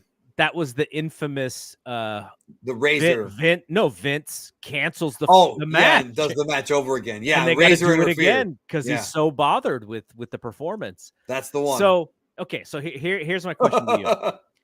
In 92, when they choose Brett, right before they choose Brett, Warrior calls up Vince and he's like, hey man, got some guys asking questions around HGH guy that I was using is in trouble now. And so they fire Warrior. That's right. If that Bulldog. If that never happens, Warrior and Brett at WrestleMania 9. Does Warrior get the title from Flair? Oh no, I thought you were gonna say Warrior and Brett. Wasn't Warrior and Brett also a rumored match? I don't know if I guess after Flair was already maybe not. I could have sworn there was a Warrior Brett match. Would Vince have put Warrior over Flair instead of Brett if he Right. knew that I Warrior don't. he didn't have to fight a Warrior? I have no idea, but That's I an think interesting but they question. were going with smaller guys because of the whole steroid thing. So maybe he was trying to do it anyways, Yeah. Go with a smaller guy. Then he saw Wembley and was like, damn, coked out Davey Boy Smith could be carried to a good match by Brett. So what was the I'm SummerSlam you I'm never thought you would see or something? Yeah, but remember, that's where I'm fooked came from because I'm fooked was the word that we were saying in Vegas last year because of what happened to me the previous night. But it's because when Brett was interviewed about that SummerSlam match, Brett goes, "We're in the match and we locked up," and Davey Boy goes, "I'm fooked." And I go, "What'd you say, Davey Boy?" He's like, "I'm fooked." He forgot the whole match. He forgot the entire match. So Brett had to carry the match move for move. And he's like, "You can see me talking in that match because I'm telling him the whole match." Yeah, bro. Bulldog had to get carried, bro. Anxiety, man. He was so nervous. That's not what it was. Brett himself said that wasn't what it was. Remember, that was the SummerSlam that Road Warrior Hawk stayed in the UK and never came back. Yeah. That was that SummerSlam. I'm sorry. It's funny. Go ahead. All right, your third pick. My third pick is The Undertaker versus Sting, bro. We never got it. Sting wanted it. Remember the whole everybody went nuts in 2011. Even though Sting was a TNA contracted wrestler, he was the one coming back on 221. We were screaming at people on the Angry Marks podcast network during this time period. There's a throwback, telling them it's not Sting. It's not Sting. Lo and behold, it's Undertaker. But remember that Photoshop that kid did of Sting holding the Joker card? Awesome. And it said WrestleMania on it, and everybody thought it was real. That was a great Photoshop. Dude, people thought it was real. You know that, right? People thought that was a shoot like WWE. It looked real. It was amazing. They should have done it, and they should have used that. Well, they would have had to have bought out Sting's contract with TNA. Why not? Go again. Stepping over dimes, stepping over dollars to pick up dimes. Pick up dimes, yeah. Cheap ass. No, but that would have been the year. And you know what? They could have maybe, done it in like 2016 because I think if Sting does it, I think if Sting didn't have that Seth Rollins match where he messed up his neck, there's a very good chance it could have happened at WrestleMania 32. Think about it. Why didn't it just happen at 31? Because it was Sting and Triple H. I know. Who gives a crap? Nobody wanted to see that. The Monday Night Wars are over. Dude, nobody wanted to see that match. I know. I wanted to take her one more, but yeah. And that we got to see the NWO and DX one last time. So that's a memory for me. All right. The NWO and DX one final. That was that's sad. That may be the final time we ever see them all together. Because Scott Hall's gone. Yeah. Like X-Pac got a payday and he didn't have to do anything, so that's good, I guess. Yeah, well, that's good for anybody. Okay, have you heard the rumor? I read this somewhere, but I didn't go back to the Observers to try and figure out if this was even mentioned. Somebody wrote that pre-WrestleMania 27 that Sting was a free agent essentially at the end of every year, that they tried to bring Sting in and they promised him that he was going to beat Taker. Have you heard at WrestleMania? WrestleMania 27. I don't know, man. That's a big promise. That's a big promise. I don't know about that, bro. Because beating Taker, I don't know. Well, so it's what would it be 4 years before he does come in, so he's younger. He's still younger, so you might go with him for a couple of years. Yeah, but you could he's younger, but he's not young. No, he's not young, but you could build him up Lesnar, as a contender or whatever at that time frame. He's in pretty good shape still, so yeah. Yeah, I guess. That is one that we all fantasy booked that one. We all thought that was an easy. Sting's last match was Undertaker's last match was against a young high flyer with a bowl cut. Sting's last matches were against young high flyers with bowl cuts. So, but one was in the Boneyard and one was at Revolution. So with Tony Khan paying Metallica.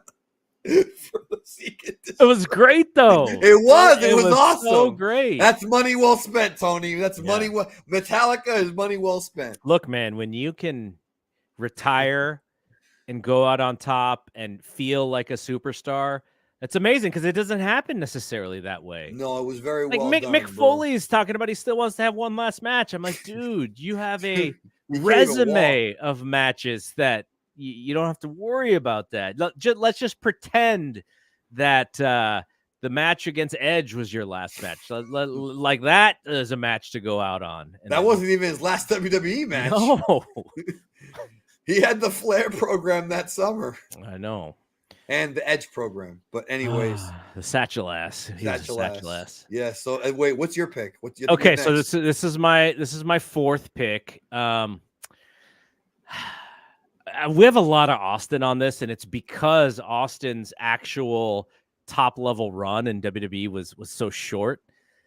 I'm gonna go Austin Punk because it sort of that is a big one. It sort of felt when they did that video game thing. Yep. That they were at least Austin was possibly thinking about. And remember that if that would have happened, it would have been Rock and Cena and Austin Punk both on the same WrestleMania. Yeah, that would then versus now, yeah. So I think, honestly, I still think that's a match that could happen. Like Austin. Yeah, because Punk, I think Punk might be more injury prone than Austin. Well, Austin and Kevin Owens was a great way to go out. It was fun. I don't know if he could top that with CM Punk because Owens was so willing to take the bumps that he did for Austin. And Punk takes one of those, he'll tear another twice the tricep. And he's just not that kind kind of wrestler. Yeah. So he's not fat. Well, he's not the guy who he's not the guy who will take three bumps to get one in. The sandworm from Beetlejuice. He's so frail. Yeah. So, but I do, that would have been a moment. I think it was I don't know how realistic it was because still, Austin didn't wrestle from 2003 all the way until 2022. So that's a long time. And we had that. Remember he was supposed to come in and do that match with Jonathan Coachman at the Taboo Tuesday. Do you remember that? That's right. That was around the time. Do you remember his excuse? Because they wanted him to lose. They wanted him to lose. And do you remember his excuse why he didn't show up? No, I don't remember what the excuse. I thought he just didn't show up because of that. I thought that was it. I think he hurt his back from moving furniture. No, that's Kevin Nash. No, I think it's the same excuse. Kevin Nash. No, remember, Kevin Nash said, and I quote, "I hurt my back because I was moving my son's toy chest and there were weights in it. I didn't know there were weights in it." That's the story. I think it's the same excuse.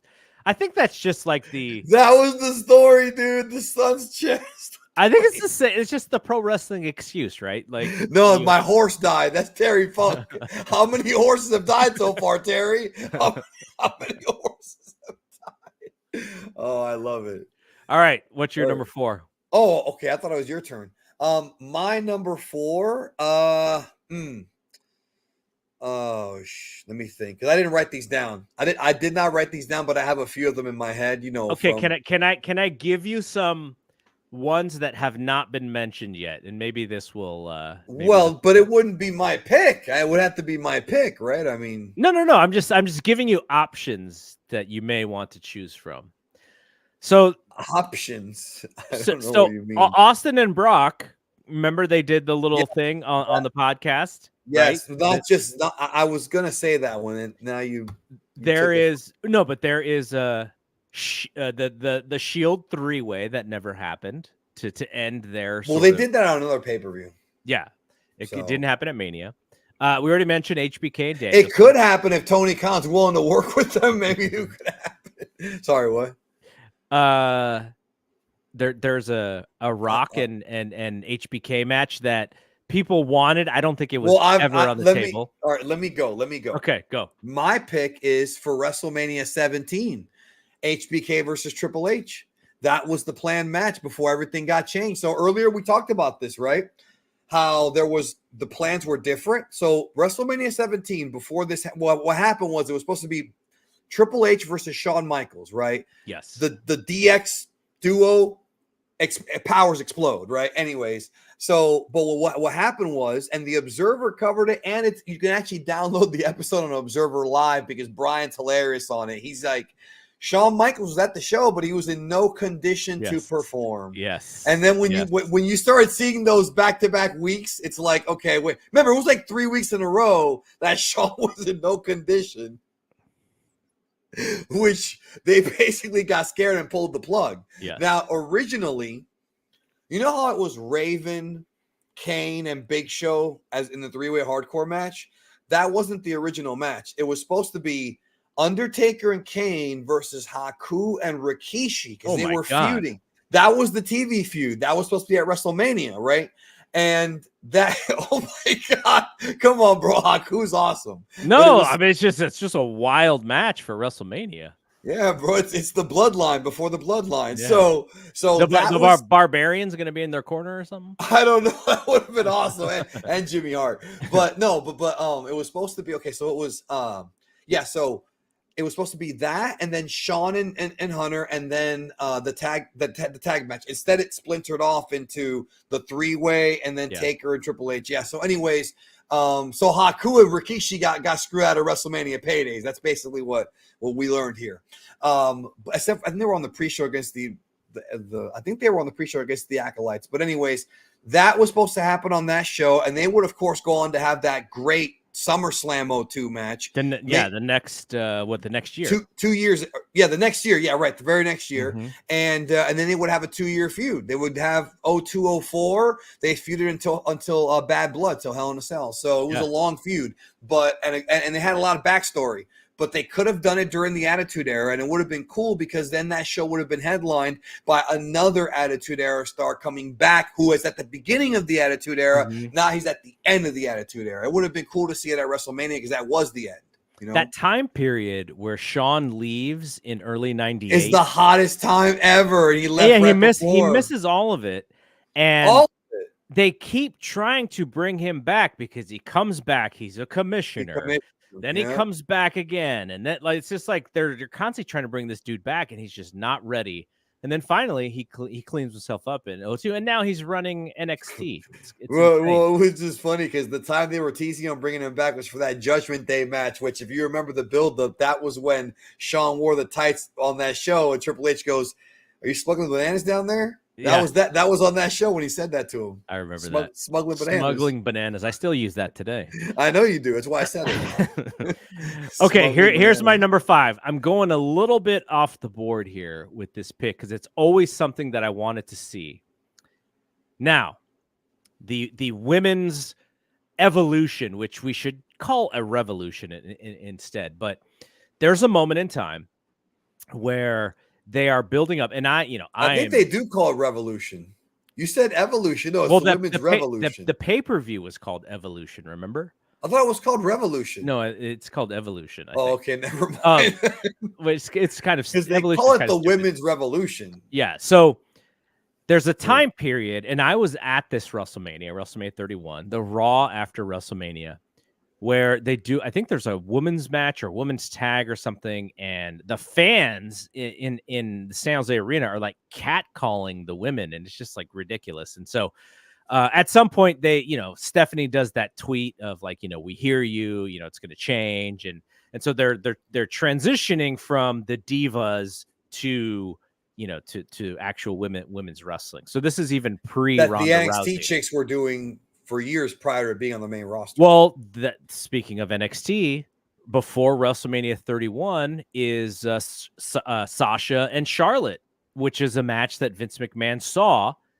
They are the best match on the NXT show the night before WrestleMania 31, and that opens Vince's eyes, even though he's like Cro-Magnon man. And so now we're in this time period where they're building up the Emperor, bro. Get the Emperor eyes. We're building up the women. We're building up Sasha and Bayley and Becky and Charlotte. Even previous to that, it's AJ and it's Emma and it's Natty helping get these women ready. So we have this match at WrestleMania 32, which is the triple threat: Charlotte and Sasha and Bayley. Sasha comes out. Snoop Dogg is like wrapping her down. Which once I saw that, I was like, oh, Sasha has to win this match. And they weren't chanting CEO, CEO. No. Thankfully, no. I was like, oh, Sasha's got to I win. thought she was going to win too. Like this entrance is making her bigger than life. But and remember, there was talk that she was going to win the title of this WrestleMania anyways. That was talked about for a while. So Charlotte wins, and they move on from there. So Ronda comes in pre-WrestleMania 34. She's got the match. It's her, which now this is something that you knew about almost before anybody else. The idea for WrestleMania 34 was going to be Ronda and The Rock versus Stephanie and Triple H. You were the one that told me this before anybody else, and I asked Big Dave to kind of look into it, and then he's like, "Yep, that's the match." It's about time, bro. It's about time. And let me tell you, I got a few of those. I got a few live rounds of those throughout my history. I got a few. And so, unfortunately, Rock can't do the match, so they switch it to Angle. It's still a really fun match. I was there. I like that match. I really did. I love that match. I was there, but I left before actual WrestleMania. I was in New Orleans. That was a fun weekend. Yeah. So I was in the fourth row, and I sat next to Travis Brown, and Tanahashi was like 5 rows behind me. Travis Brown was over here, dude. That's amazing. Yeah, I talked to him about Ronda. Okay, now here's my dream match. There is a moment in time. I would have had to have been maybe, Ronda. The hard part about this match is I don't know exactly when they could have done it, because Ronda comes in at 34. She's in the main event of 35, and then she's gone. I would have hoped that they could have figured out the horsewomen versus the horsewomen. Oh, we were talking about like the MMA against. I would have loved to. War Games. Charlotte. Yeah. Becky, Bayley, and Sasha against Monet. Ronda, Jessamine, Shayna. And I guess Marina, right? Marina Shafir. Yes. Marina Shafir. Yes. I always wanted to see that. Now, the problem with my pick is I'm not sure there's a WrestleMania that it could have happened in, because the Ronda was only there for, a short period of time. Now she comes back before WrestleMania 39. If the Sasha breakdown didn't happen, it could have happened like last year. You know what I mean? Yeah, WrestleMania 30. But Jessamine is out of the business. Marina's in AEW, so there's some crossover time period where Ronda's cutting promos on WWE now everywhere she goes. So. Oh, she's cutting promos on Vince and Pritchard and Laurinaitis. Yeah, her and Stephanie were cool. yeah. I was like, okay. And supposedly she still enjoys Dana White, so that's an interesting one. But anyway, horsewomen versus horsewomen, that would have been awesome. I just don't know when that could have happened, what WrestleMania that could have happened at. That's my 5th pick. I guess that's one. Okay. All right, last one for you. All right, last one for me is a special one, because I'm not even sure I even told you about this, but I did talk about it on KLB. So if there's anybody here from KLB from that era, we're going back a few years. It was actually for WrestleMania in Tampa. Okay. So was that 37? 36 before the pandemic. Right. Then they moved before the pandemic, we're supposed to get 36. And I had heard that they were going to try to get Hogan out of retirement, which he did end up hosting the show. Yeah, but it was supposed to be his last match at WrestleMania in Tampa, because it was like, he's from Tampa. So he wanted to, Batista's supposed to go in the Hall of Fame. He also lived, remember, he was my neighbor for a little while when I lived in South Tampa. He was 3 houses down from my house. You saw that video, right? That went viral. Okay. Is that the one where you like followed him when he was driving or something? Yeah, that video went viral, dude. I think he may have found it on Twitter many moons ago. It reminded me of following Batista.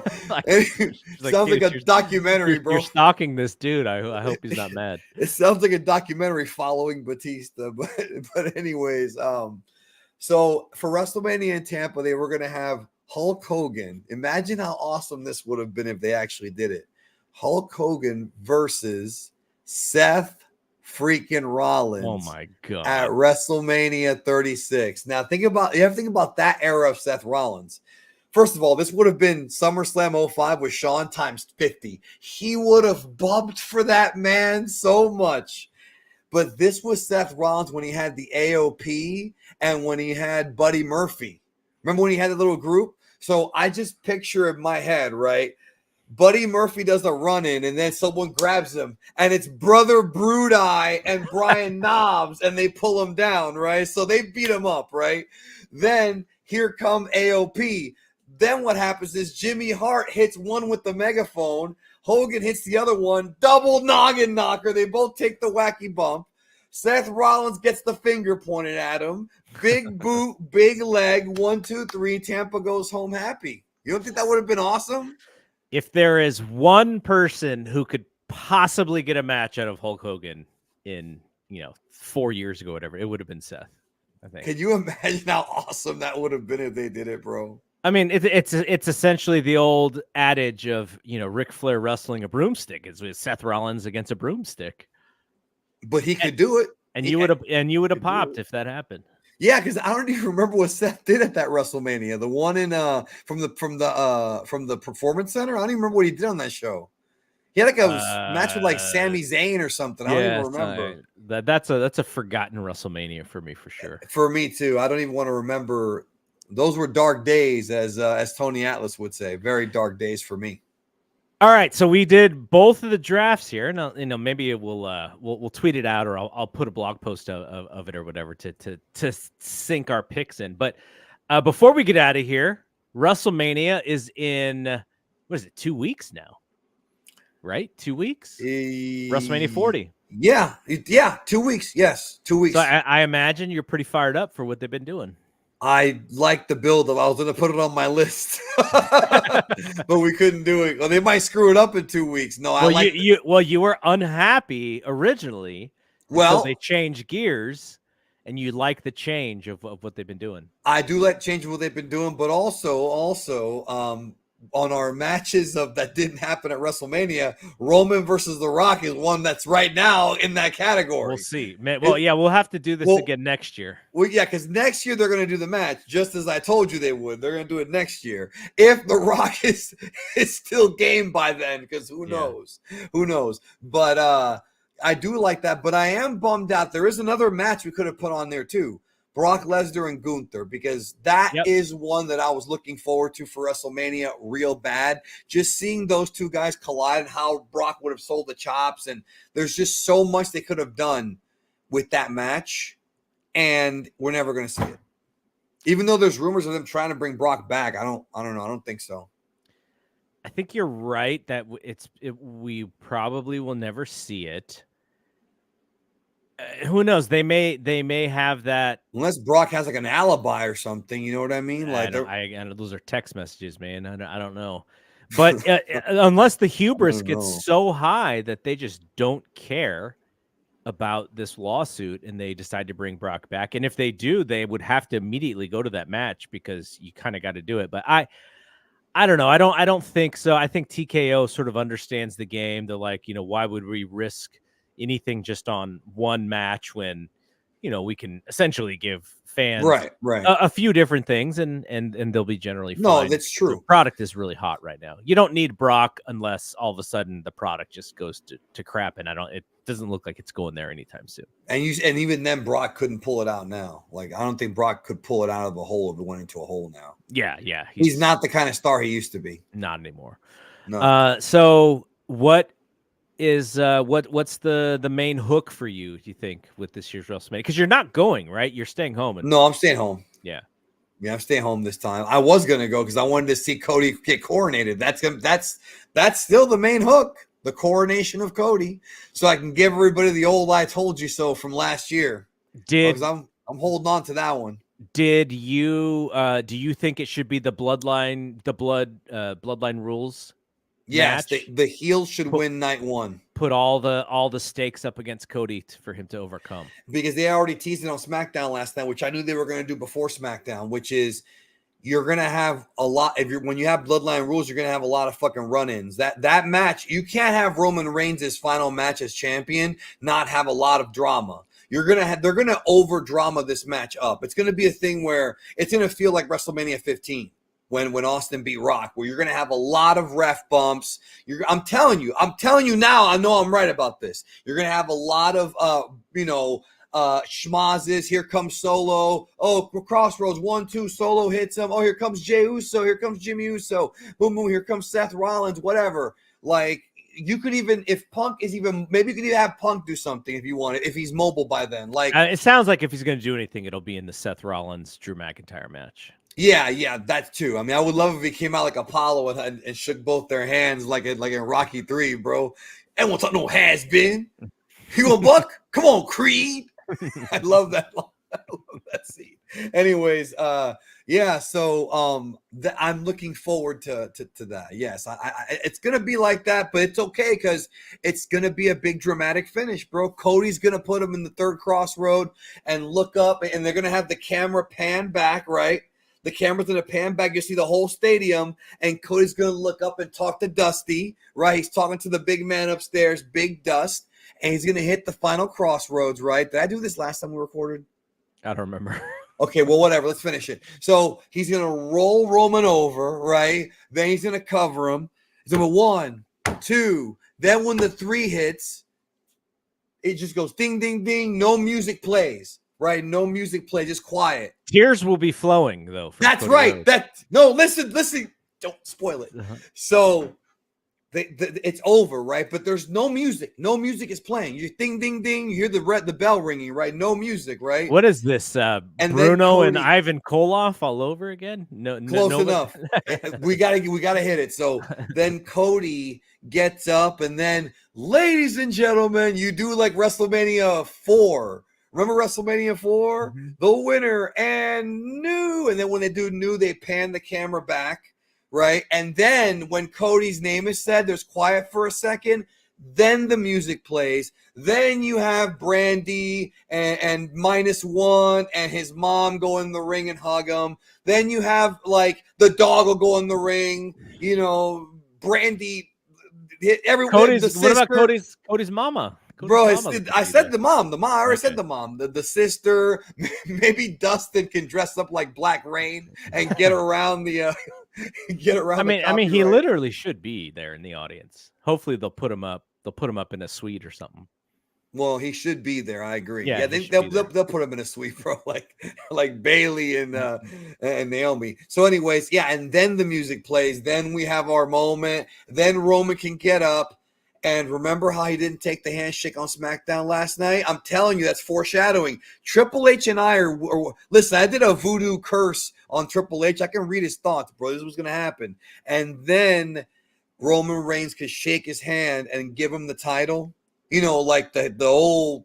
But then on SmackDown, he's pissed off because Dwayne could have helped. That's the story. Dwayne could have helped him win, but he didn't. And that's the beginning of the crack going into WrestleMania. So in other words, Dwayne fucks up and basically Roman spears Dwayne on accident. Like, you know, they do that spot. Like basically Rock is holding Cody. Roman goes for the spear. Roman spears Rock, right? And then Rock could rock bottom after the match. You can do a lot of different things, or you can save it for SmackDown. But that's how you do it. That's how you're basically able to give Cody the win and then set up Rock and that's it. I mean, you get what I'm saying, right? Like they're going to do that. Roman's got to get a rematch. Like the dude's been champion forever, though. Yeah, but that's at like SummerSlam or Money in the Bank. Yeah, but you still have to have that set because I think they need 2 finishes. They need to figure out this finish. I think they figured it out. They also need to figure out the next one, and that might be the harder one. I see what you mean. I see. You mean as far as The Rock goes, I know. Okay, now I know what you're talking about because they could have a rematch without The Rock even being there. Yeah, and Roman's still pissed off. Yeah, so. Yeah, totally. But you're right. They should have a finish in mind at least. Yeah. All right, that was fun. I love drafts, and I love thinking back to a lot of the old stuff because that's what's great about having the 40th WrestleMania is you have 39 WrestleManias in the history and lots of what ifs and everything. So thank you for doing this. Lot. As always, we'll be back sometime in April. We're not sure of our topic yet. We'll have to brainstorm and figure it out. But yeah, great. It was a lot of fun. This will be on the podcast feed as well. So if you are an audio listener, make sure you subscribe to that podcast feed. If you are a video watcher, make sure you subscribe to our feed here, and then you can check out Danny. I know a lot of people came from your channel, Geekdom 101 and World of Geekdom. So, all right, man. Anything you want to plug before we get out of here? I'm just chilling, man. I'm just chilling. There's nothing really to plug. I'm working on some things I can't talk about publicly, and we'll leave it at that. All right. Enjoy your weekend, everybody. For Big D, I am Double G. We'll see you when we see you. Peace out. It's not drugs, I swear.